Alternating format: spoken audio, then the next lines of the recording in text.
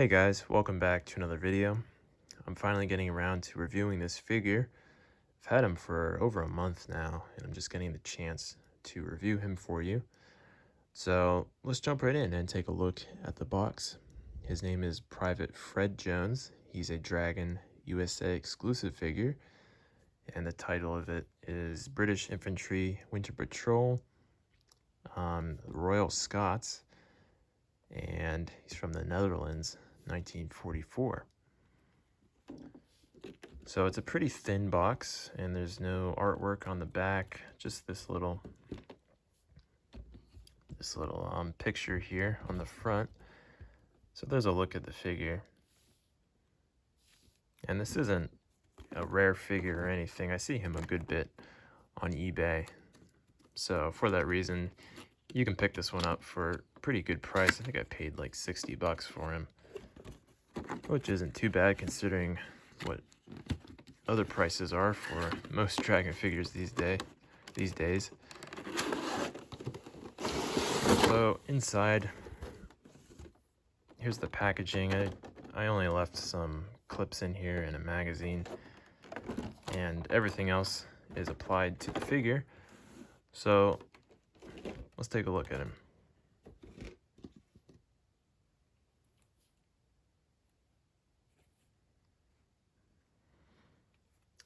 All right, here is Fred Jones.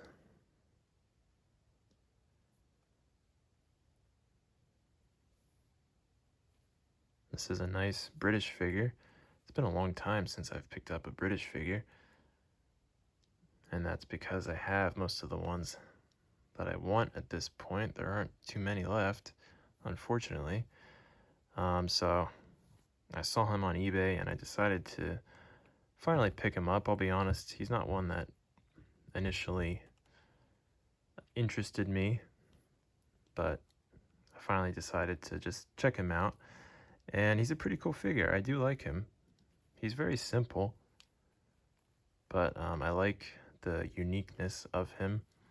There aren't any other British figures that come with a snow camouflaged uniform that I can think of.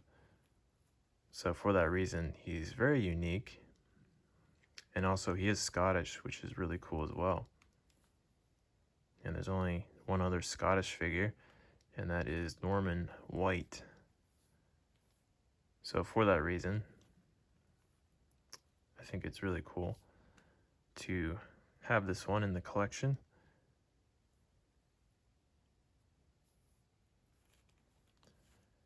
Alright, well, as you can see, his weapon is the Lee Enfield rifle.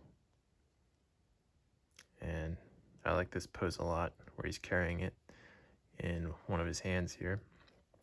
And then the other hand, he's holding his binoculars.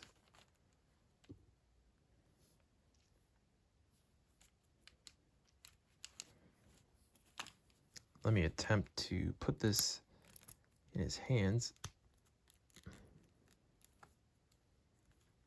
These gloved hands are temperamental at times, as most of you know. If you've owned any figures with these gloved hands, got to be careful with them that they don't crack. But he poses with it pretty nicely.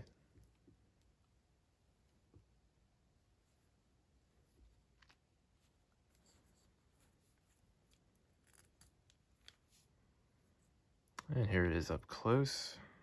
It's a nice model. Some good detailing as always.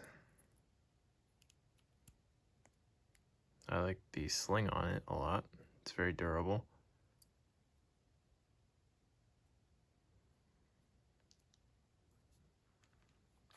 All right. Here's the head sculpt and the helmet. Helmet fits pretty well on his head. If anything, it's maybe just a tad too small, but not noticeably.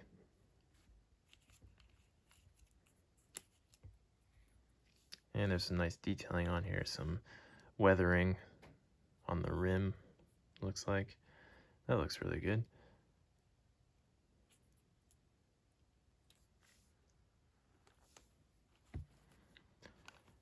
And then here's the head sculpt, which is nicely detailed.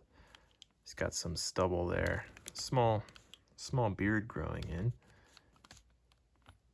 I like his hair a lot too. It's nicely detailed. It's a good head sculpt.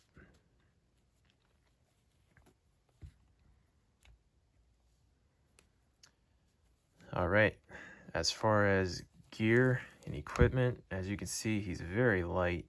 He really doesn't come with a lot of stuff here. So he's got a pair of binoculars here, which are nicely detailed. Really like the gold coloring there. That's nice.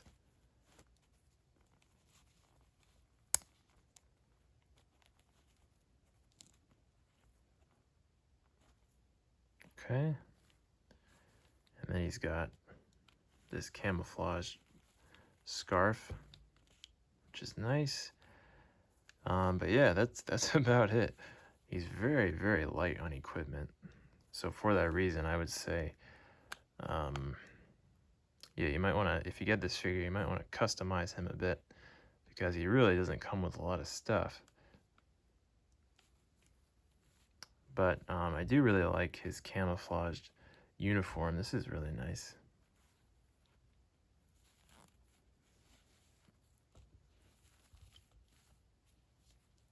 Got a nice hood on there.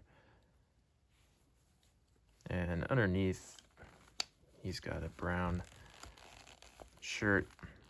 And then you can see his pants as well underneath the snow uniform.